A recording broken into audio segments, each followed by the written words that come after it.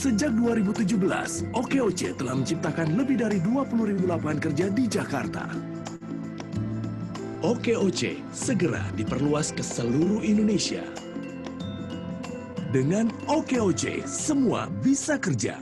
Hai, selamat malam Recruiters. Yeay, kembali lagi di Micronomy Weekly bersama saya Vika Kwen. Kalau biasanya nih ya, Micronomy Weekly kan hadir di Sabtu malam. Tapi kali ini Jumat malam kita sudah hadir loh untuk Micropreneurs. Nah, untuk menutup weekend kalian pastinya. Kalau minggu lalu kita udah banyak banget nih macam-macam ngomongin tentang UMKM. Kali ini ada satu yang menjadi lagi rame banget nih di sosmed kita tentang adanya bantuan modal usaha untuk UMKM secara tunai. Nah, kira-kira memang ya kalau bisa dilihat permasalahan utama UMKM itu masih terkendala dengan modal usaha. Jadi memang kalau banyak nih suka yang mention di Instagram pengen mulai usaha tapi nggak ada modalnya, ini banyak banget di-mention dan ini bisa menjadi salah satu topik yang nantinya akan kita bahas malam ini di Sudah Vika Ceritakan ya. Kalau salah satu permasalahan UMKM itu adalah mendapatkan modal usaha. Nah, penasaran kan sebenarnya tuh ada nggak sih permodalan yang diberikan gitu ya, di bank atau mungkin bantuan dari lembaga non-bank gitu. Nah, kali ini kita nggak sendiri karena kita sudah ditemani oleh pemilik dari Dapur Zulfa, yaitu Bu Anggraini Zulfa atau biasa dipanggil Mpok Zulfa. Selamat malam, Mpok Zulfa. Malam, assalamualaikum semua. Waalaikumsalam. Kabar sehat, Pok? Alhamdulillah sehat walafiat. Gimana semuanya di sana sehat? Alhamdulillah sehat luar biasa, Mpok. Ini udah ping nih malam-malam nih, Jumat malam nih, Mpok. Pok, bisa ceritain sedikit nggak ke Micropreneurs nih? Soalnya lagi penuh dengan cinta, jadi ping. Baik, Pok, baik. Pok, ini kita mau kenalan dulu nih sama Mpok Zulfa nih. Mungkin ada beberapa Micropreneurs yang belum tahu nih Dapur Zulfa udah didirikan sejak kapan dan kenapa sih pilihannya makanan. Coba kok bisa diceritain sedikit nggak? Awalnya saya ngebentuk ini kurang lebih tahun 2017.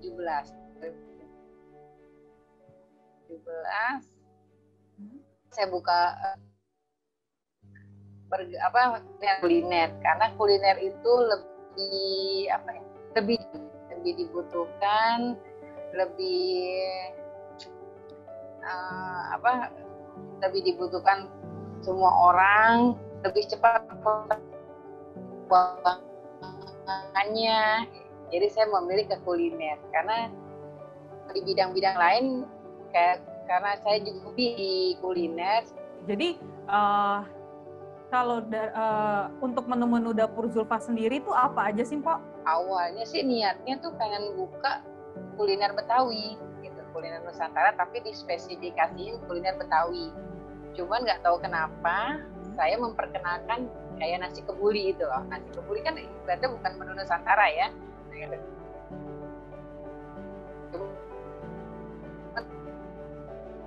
Karena udah menu Nusantara sekarang di Indonesia, coba membuat nasi kebuli. Kenapa dibandingin menu kuliner Betawi?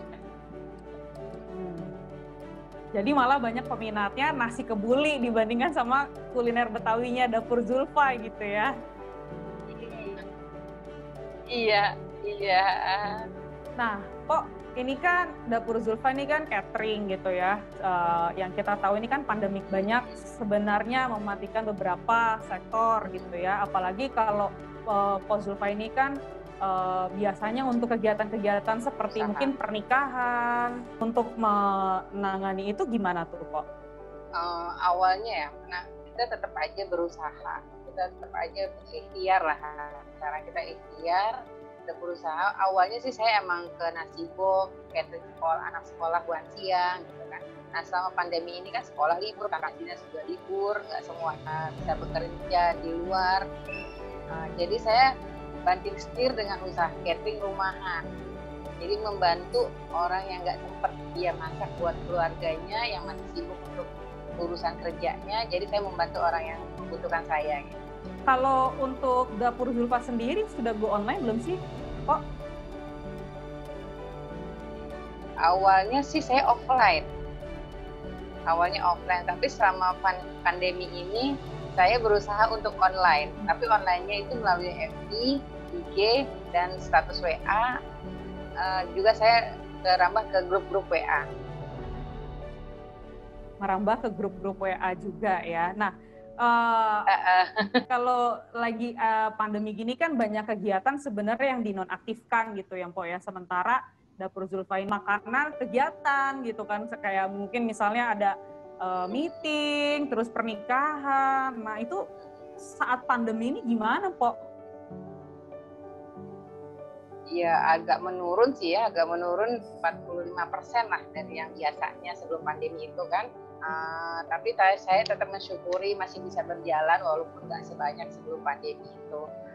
Jadi ada sebagian yang masih mau bikin acara-acara kayak tahlilan tapi nggak berkumpul, cuma ngasih-ngasih aja. Jadi tetap tiap harinya tuh pesanan nasi box ada, pesanan catering harian juga masih ada. Alhamdulillah. Oke, nah waktu saat Pos Zulfa memutuskan membuka usaha catering gitu ya, Dapur Zulfa, kan dengar-dengar nih dari karyawan terus resign pengen mencoba usaha, itu awalnya modalnya tuh dari mana, Pok? Awalnya modal dari keluarga besar, dari simpanan pribadi. Jadi sedikit-sedikit kita mulai, walaupun perlengkapan juga belum ada, seada-adanya perlengkapan yang ada di dapur. Makanya kenapa saya menamakan Dapur Zulfa, karena emang perlengkapan yang ada di dapur semua saya pakai. Kayak gitu awalnya. Jadi awalnya memang dari keluarga juga bantuan dan tabungan sendiri mungkin ya, Pok ya. Nah, iya. Dengar-dengar nih, Pok nih, kalau Mpok Zulfa itu mendapatkan modal itu hanya bermodalkan sebuah sertifikat. Nah, kayak gimana tuh, Pok, ceritanya? Ya, ini sertifikat ini. Ini sertifikatnya. Oh, itu dia ya. 7 Pas Anggraini Zulfa. Itu gimana, Pok? Kok bisa, Pok, dapat modal bantuan usaha gitu ya? Tapi cuma sertifikat itu modal aja, sertifikat Pok. aja. Ya awalnya sih kita ikut kayak tahap pelatihan, yaitu dari pendaftaran, pelatihan, pendampingan, pemasaran, perizinan, laporan keuangan. Nah barulah kita dapat permodalan. Jadi ada tahap-tahap yang kayak kita mau pendaftaran, kita mendaftar dulu sebagai, kalau dulu kan OKOC, sekarang Jakpreneur, sekarang namanya sama itu ya. Nah, terus ikut pelatihan dari pelatihan. Packaging, pelatihan merek gitu kan, terus halal, haki kayak gitu kan. Udah gitu kita pemasaran melalui bazar-bazar, keliling kita bazar-bazar, ke dinas, bazar ke acara-acara live, misalnya kayak kemarin di Senayan gitu kan, acara OKOC gitu. Terus laporan keuangan yang utama, harus ada laporan keuangan walaupun masih manual apa adanya laporan keuangannya. Nah barulah kita dapat permodalan. Itu dengan modal 7 Pas ini. Oke, baik. Nah, kita nanti mau gali lebih banyak sih sebenarnya gitu ya. Dengan si 7 Pas ini, dan kurang lebih ini menjadi salah satu concern juga nih buat UMKM tentang pencatatan laporan keuangan. Kita pastinya masih bersama dengan Pok Zulfa dari Dapur Zulfa. Masih standby ya, Pok. Nah, tadi tuh sudah beberapa ya dibeberkan juga nih Pok Zulfa, dari menjadi karyawan, kemudian resign, akhirnya buka usaha catering. Memang omset menurun ya, Pok ya, saat pandemi COVID-19 ini mulai merebak gitu ya. Nah, sebelum kita lanjut nih, tadi kita mau bahas ada satu yang penting, itu dengan bermodalkan sertifikat aja Po Zulfa bisa mendapatkan bantuan tunai usaha modalnya gitu ya. Tapi aku ingin menyapa dulu nih micropreneurs yang menyaksikan lewat YouTube okoc.indonesia. Catering masa pandemi apa masih jalan nih Bu Zulfa? Alhamdulillah masih jalan catering rumahan ya. Kita, sesuai request, by request. Masih jalan ya. Alhamdulillah. Mungkin bisa diceritakan nih Pak Zulfa nih, dia mungkin usahanya juga sama gitu ya di bidang catering gitu. Biasanya kalau Pak Zulfa nih saat pandemi gini untuk memasarkannya itu seperti apa dan biasanya siapa aja sih kok yang order gitu ya ke Pak Zulfa di saat pandemi COVID-19? Pemasarannya itu saya sih melalui FB, IG, status WA gitu kan. Saya tawarin ke grup-grup WA teman, relasi yang biasa pesan-pesan saya gitu kan. Jadi awalnya dari kerabat dekat dulu kita nanti merambah dari mulut ke mulut ada jadi datang lagi. Awalnya kita ke kerabat terdekat dulu kita tawar-menawarnya. Nanti lanjutnya dari kerabat dekat bisa nyambung ke yang lainnya. Intinya sih silaturahmi, awalnya kita silaturahmi yang banyak gitu. Jadi menambah banyak rezeki lagi.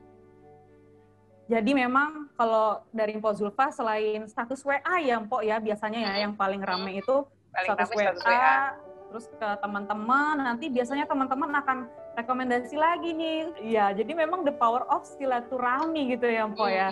Iya, jadi itu micropreneurs yang tadi sudah menyapa kita di YouTube, cateringnya masih jalan banget gitu ya di masa pandemi, alhamdulillah gitu ya Mpok ya. Nah, salah satu yang menjadi pertanyaan juga nih ya buat Mpok Zulfa dari mungkin pelaku usaha yang lainnya nih Mpok. Ini kan kalau misalkan UMKM itu dalam mencari bantuan modal, biasanya mereka selalu dititik beratkan dengan pencatatan laporan keuangan nih Mpok. Nah, bisa di-sharing nggak Pok perjuangannya tuh dari pencatatan laporan keuangan sampai akhirnya bisa dapetin bantuan modal usaha? Awalnya sih enggak, sebenarnya emang awalnya juga saya agak ragu apa bisa apa enggak bikin laporan keuangan gitu kan. Tapi saya coba dengan manual aja, dengan sebisa saya, sebisa mungkin rekan-rekan IKM yang lainnya. Dari awal kita punya modalnya berapa, terus kita belanjanya hari ini apa. Intinya sih modal usaha sama uang rumah tangga itu pisah, jangan digabungin. Jadi bisa ketahuan kita untung atau ruginya nanti. Pertama dipisahin dulu tuh Mpok ya. Uang pribadi sama uang modal. Uang modal, uang pribadi dipisahin dulu tuh. Nanti baru setelah itu nggak apa-apa manual, yang penting dicatat gitu ya Mpok ya. Jadi kelihatan nih mana untungnya, mana untungnya, mana enggaknya. Nah, Pok kalau tadi kan Pok bilang dapat sertifikat tuh tadi tuh yang udah ditunjukin gitu ya. Seperti ini. Gimana Pok awalnya tuh? Nah, itu dia tuh. Ini dia nih ya.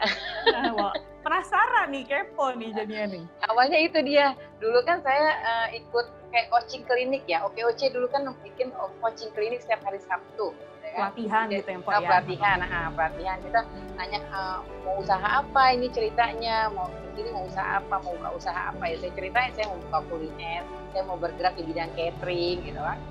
Terus di ini udah ikut pelatihan ya, packagingnya, terus membuat merek, terus bikin perizinan kayak gitu kan, terus bikin sertifikat halalnya kayak gitu.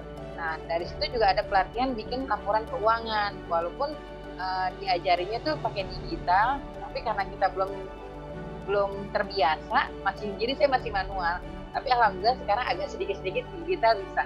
Gitu.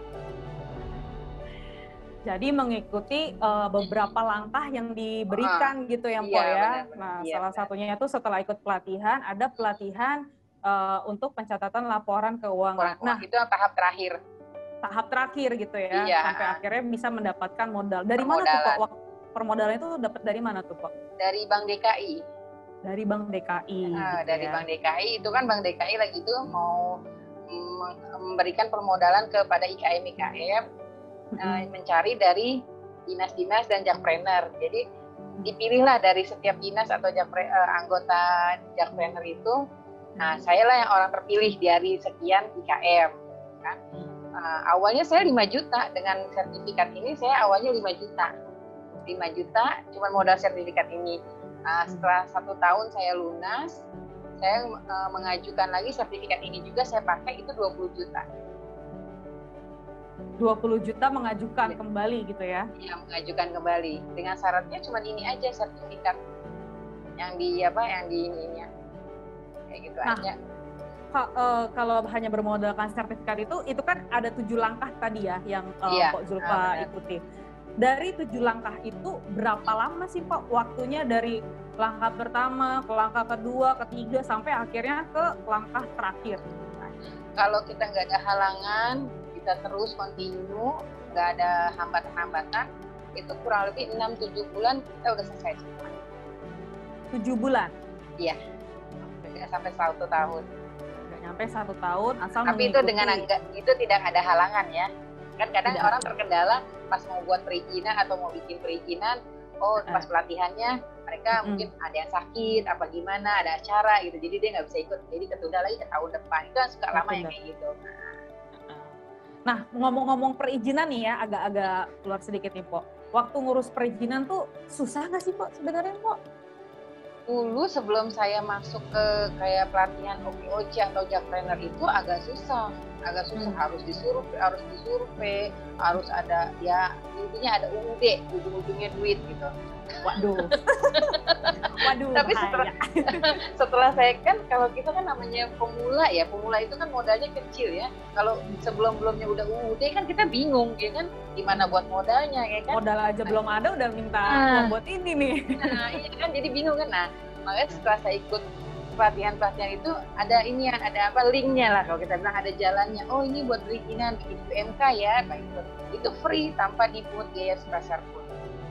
Oke, baik. Nah, setelah mengikuti 7 langkah itu Pok dan mendapatkan bantuan modal usaha gitu ya, perbedaannya apa nih Pok dari yang belum mengikuti tadi 7 langkah, sebelum mengenal OKOC atau Jakpreneur gitu ya?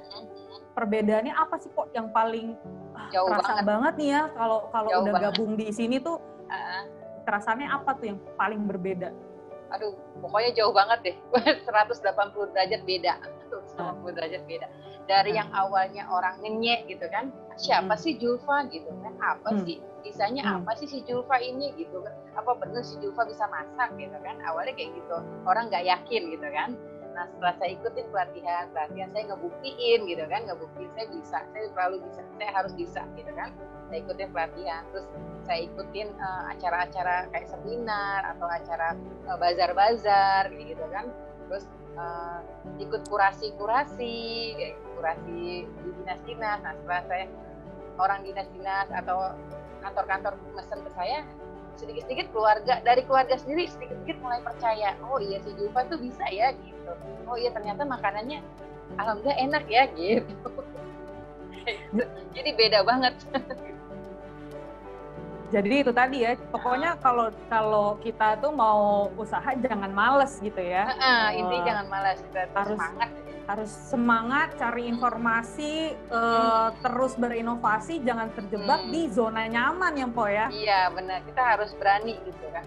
Terus kita juga jangan takut dikritik orang, jangan takut. Itu sebenarnya orang mengkritik itu dia sayang sama kita. Mereka tuh pengen kita maju gitu kan. Iya baik Po. Nah ini mungkin menjadi satu sesi terakhir kita nih Po nih. Mungkin ada yang pengen Po Zulfa sampaikan gitu ya kepada pelaku usaha di luar sana gitu ya, buat micropreneurs nih yang nonton via YouTube ataupun yang bergabung di Zoom di sini juga sudah ada beberapa gitu ya. Apa sih yang pengen disampaikan Po nih? Mungkin dari sisi usaha atau dari mereka yang sedang berjuang ingin mendapatkan bantuan modal usaha Po. Monggo Po. Pokoknya intinya sih buat semua rekan-rekan IKM yang ada di Indonesia maupun dimanapun, tetap semangat walaupun kondisi apapun, tetap menerima apapun kritikan orang, itu anggap aja buat motivasi kita. Terus tetap kita bereksperimen lah, maksudnya kita cari, gali lagi ilmu, gali lagi apa yang lagi ngetren tahun ini. Jadi kayak gitu aja sih pesan saya, tetap semangat, tetap apa nyari motivasi apa sih kayak Optimis. Kayak gitu. Baik. Ya, jadi memang harus tetap semangat. Intinya semangat. Intinya semangat, jangan bermalas-malasan. Daripada rebahan, mendingan jadi agen perubahan ya, Pok ya. Benar banget, benar banget. Baik, terima kasih sekali Mpok Zulfa sudah meluangkan waktunya nih hadir di Micronomy Weekly. Yang pastinya kita akan ketemu juga Micropreneurs di Jumat malam minggu depan. Terima kasih sekali Mpok sudah mau share gitu ya. Kalau Micropreneurs yang pengen kepo-kepo bisa lihat di Dapur Zulfa ya Instagramnya ya Pok ya. Dapur Zulfa, kalau di FB-nya Anggraini Zulfa. Dapur Zulfa, Instagramnya, Facebooknya Anggraini Zulfa. Terima kasih sekali Mpok Zulfa sudah mau hadir di Micronomy Weekly. Itu dia Micropreneurs, obrolan singkat kita bersama Mpok Zulfa. Dari Mpok Zulfa ini kita bisa kutip ya, ada satu kalimat motivasi ini mungkin buat Micropreneurs dari Ray Kroc, founder of McDonald's. Kalau Anda memang bukan pengambil resiko, maka sebaiknya Anda harus segera keluar dari usaha Anda. Wah, jadi memang Anda harus berani dalam mengambil resiko itu. Terima kasih sekali Micropreneurs yang sudah menyaksikan Micronomy Weekly di Zoom ataupun di YouTube. Thank you sudah memberikan semangatnya, tetap semangat. Kalau kata Mpok Zulfa, optimis, jangan malas, terus berinovasi. Akhir kata, saya ucapkan terima kasih, selamat malam dan sampai jumpa minggu depan.